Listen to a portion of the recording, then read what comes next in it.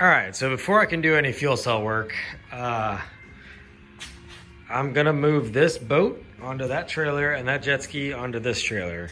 Reasoning behind that is from tongue to end of metal on this trailer is 139 inches, and tongue to end of metal on this trailer is 151 inches. So 12 additional inches before I even get into the wood mounting, so that's good. This trailer has it deep down to where the actual hull dips down closer to the water than this one. As you can see, there's no dip down. It's just straight galvanized steel across there, which is probably stronger, but this is only an 800 and something pound boat, so I'm not that concerned about it.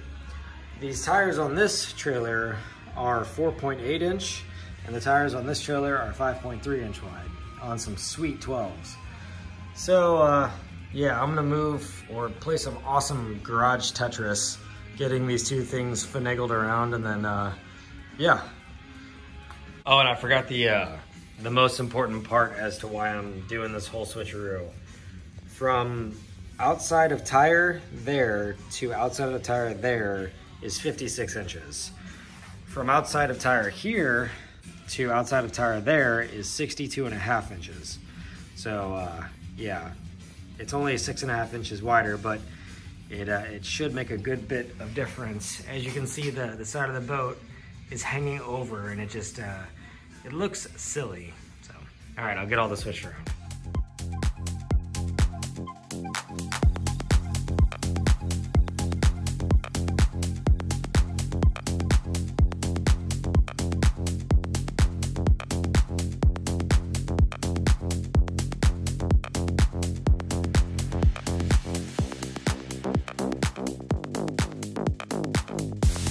This might be one of the less intelligent things that I've done, but it looks like it's working pretty good. And I can inspect the UHMW pretty well here.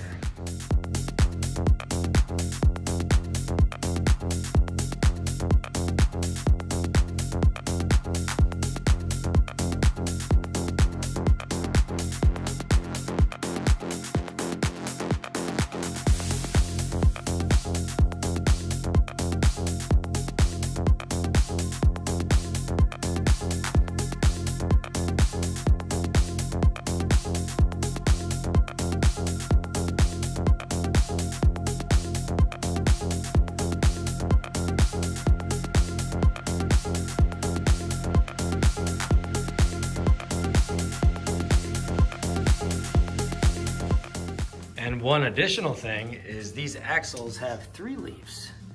So this thing might as well be an F650 Super Duty. And one of my buddies from New Zealand mentioned that a good mod for these trailers to do is to do a leaf under axle flip, so that once the axle right here is above the leaf pack, it effectively lowers the entire trailer down closer to where you'll be launching it into the water, which, because this is a kind of a skinny water jet boat, I'm gonna be launching it in a lot of not ideal places. So I might think about doing that, but if I do that, that's gonna raise this axle up another depth of this axle, which is 2 inches, plus the depth of the leaf springs, which is, I wish I knew how to use my tools, 1 inch. So it'll raise it up 3 inches. So I'm not sure that will clear if that's up another 3 inches and be able to still have suspension trouble. All right, I'm not gonna do that. I just gotta adjust these wooden rafters here, or whatever these things are called, to be the proper space for the bottom of the boat. And then strengthen up this trailer because it's kind of thin, and we already fixed it for my buddy Ryan once, the big ass plate of steel. But yeah, I'll fix this and then get it under the boat. Trailer needs some strengthening in a bad way. So figure I'm gonna do some bracing on it and get these little tabs that are supposed to hold these pieces of carpeted wood up while I pull the boat on, strengthened with some 1/4 inch steel. But in order to weld steel to it, I need to hook up my normal MIG that's not spool gun, because they don't have any small steel wire. So to swap this over, it's pretty simple. Take this guy right here, plug it into this.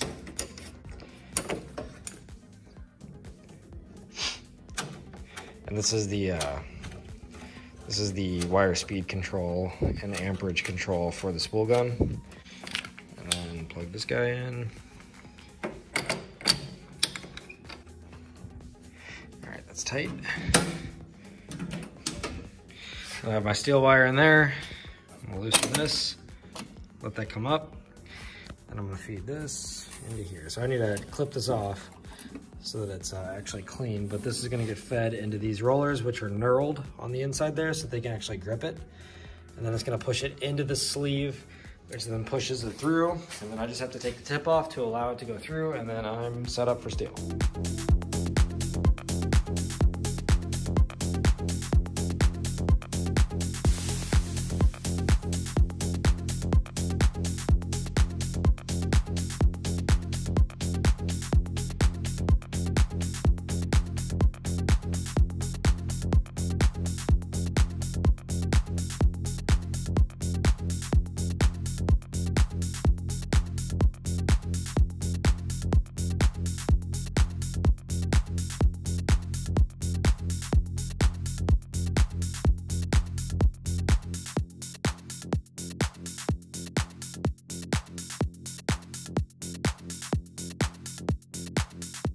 All right, so the boat is on the new trailer. We adjusted the ratcheting mechanism forward, the roller forward, and you can see the side of the boat in relation to the wheelbase of the trailer is much more proper. Welded new 1/4-inch steel tabs right there, and elevated the wood a little bit. On the back side, back there, you can see we put just one little tab that kind of helps box in and prevent flexing back and forth.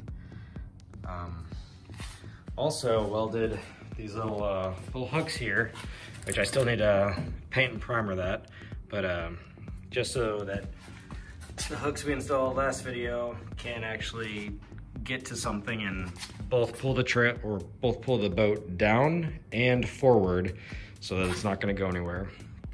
Did that on both sides, and yeah, it's looking good. It's a much more appropriate size for this boat, and got the GP1200R onto the other trailer. So, alrighty, gonna head over to Pat's house and get some welding action. Right. The baffles are now complete, and we just have to weld the top section. Pat was able to get the area that is going to be plug welded to the top, right there, there, and there. And these are the areas where fuel can get by. So we just have to put the lid on this and clean that out. So.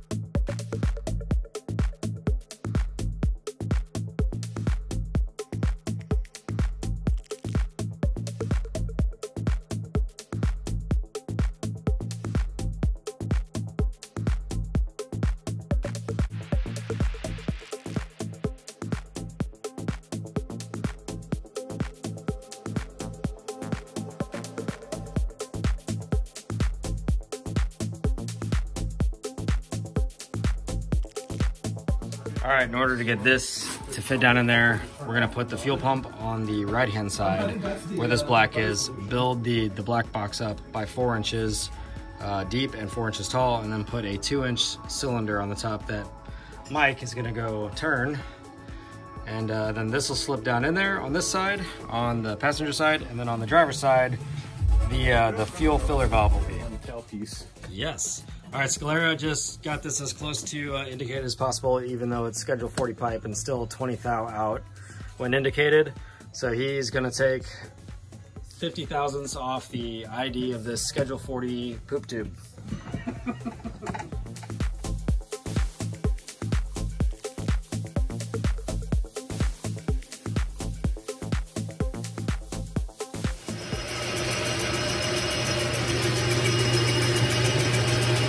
Get inside of there so I can see how much pouring bar I have. Get up in there. Run into the fucking...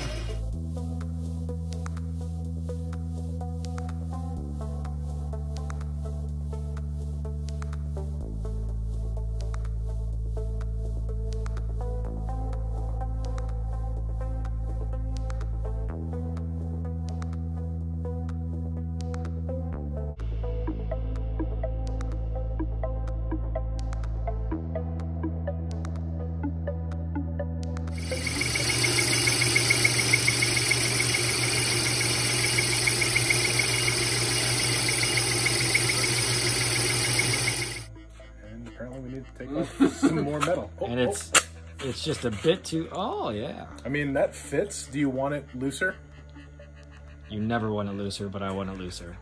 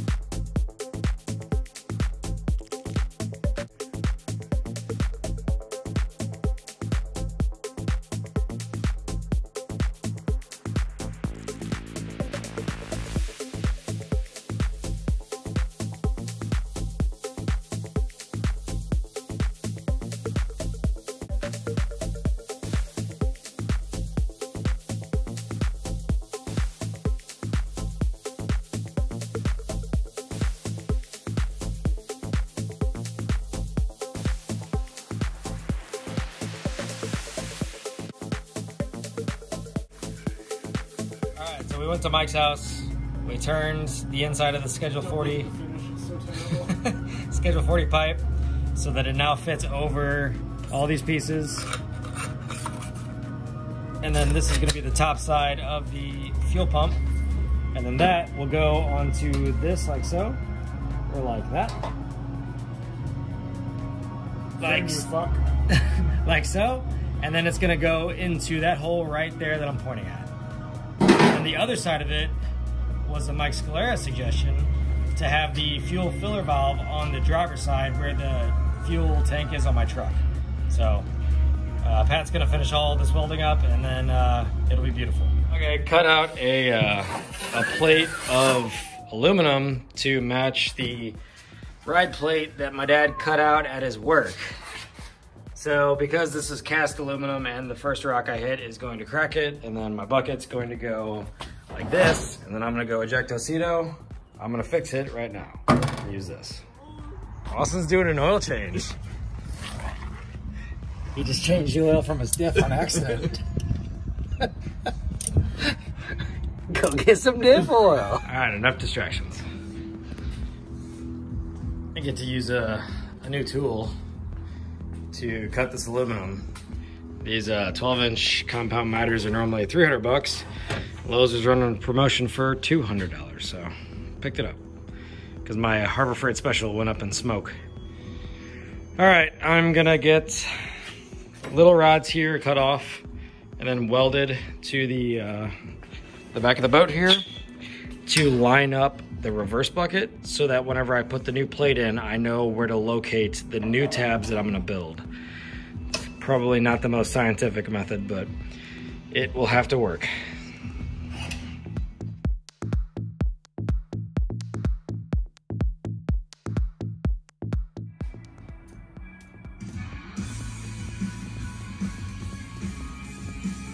All hour and 15 minutes, an hour and 45 minutes into the oil change, and there's spray paint on my driveway.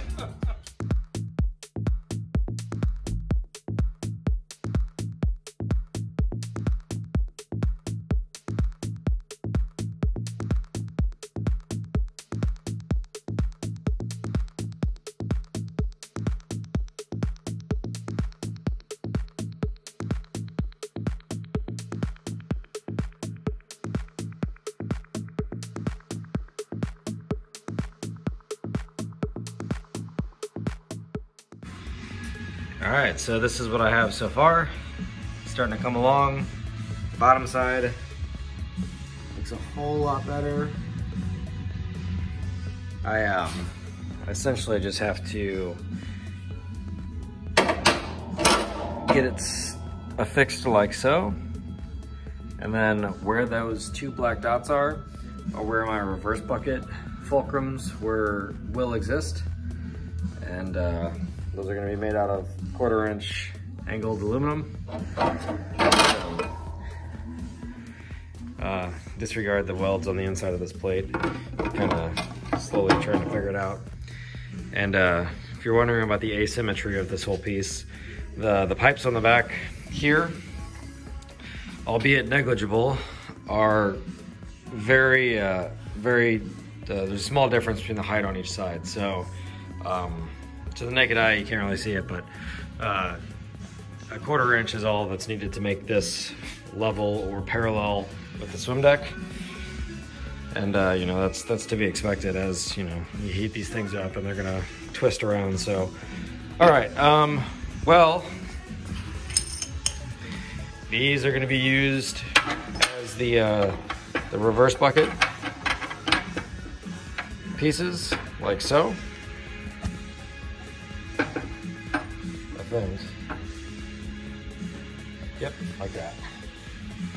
So, all right, I'm gonna finish this up and just gotta drill a hole there and then tap it, and then do the same thing on the other side, drill it and tap it.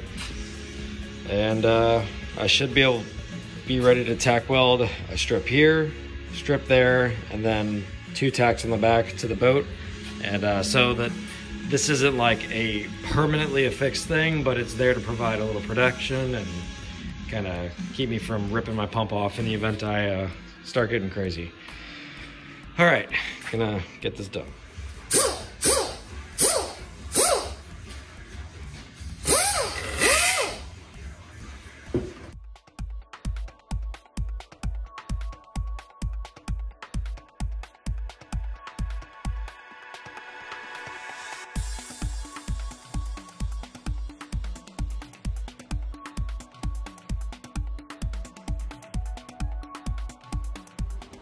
Okay, and to finish off the welding on this piece, I'm going to weld this inside seam here and this inside seam, because it doesn't make much sense just to weld the backside there. So I'm gonna weld those, and for anybody wondering how many hours worth of aluminum experience I have, at this point it would probably be just under 3 hours total worth of aluminum welding. And you know, each session it ranges from that to that once I finally figure the things out. So it's I'm just still wildly inconsistent. But yep, I'm gonna try 20.0 and 504 inches per minute out and see how that works.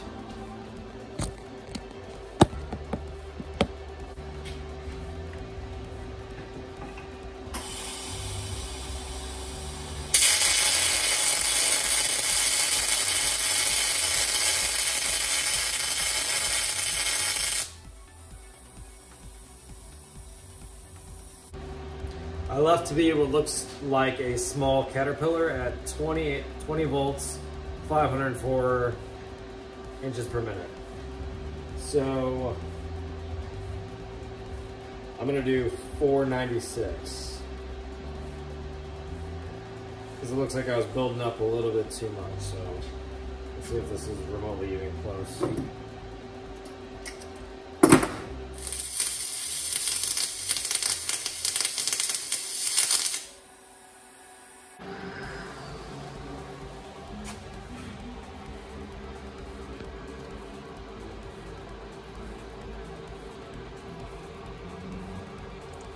looks like there's areas there where it didn't even get penetration, so I'm not sure what was fundamentally different about that weld versus those welds right there, but I think tapping aluminum is probably one of my favorite things to do.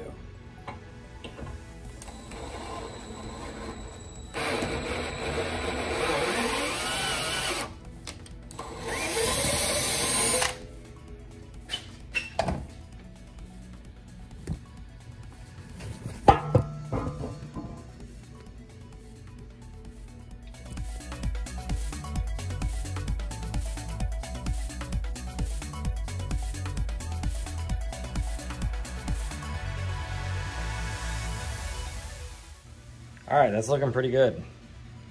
It looks like this is located pretty well under here, which is a good thing because I'm not gonna redo it. You can see that the angled aluminum that I had tapped, the bolts with the little metal bushings go through it. It appears that, you know, it goes down just fine, goes up just fine without bind. That's the top of the travel. This is the bottom of the travel. And a couple of you have made mention that this bucket is not ideal, and I definitely agree with that. But for the sake of not spending so much money so early on in this project, I'm gonna keep this factory reverse bucket until I either build my own or purchase the RS Racecraft or the Minijet one. We'll see. So, all right, I'm gonna finish getting this tacked up here.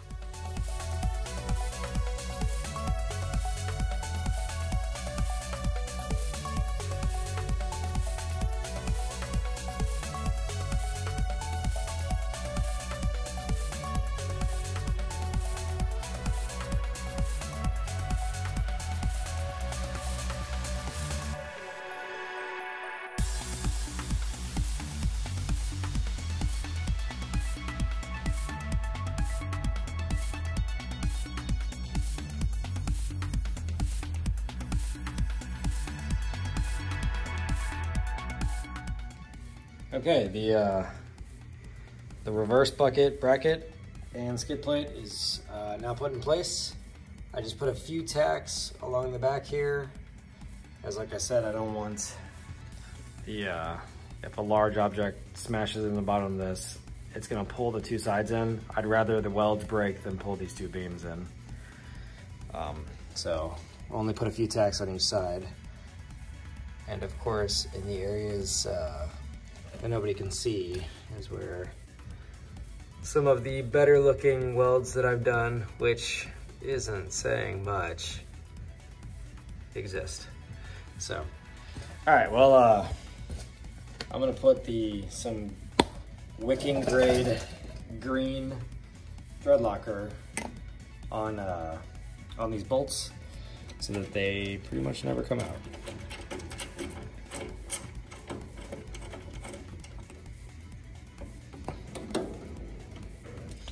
Close fit.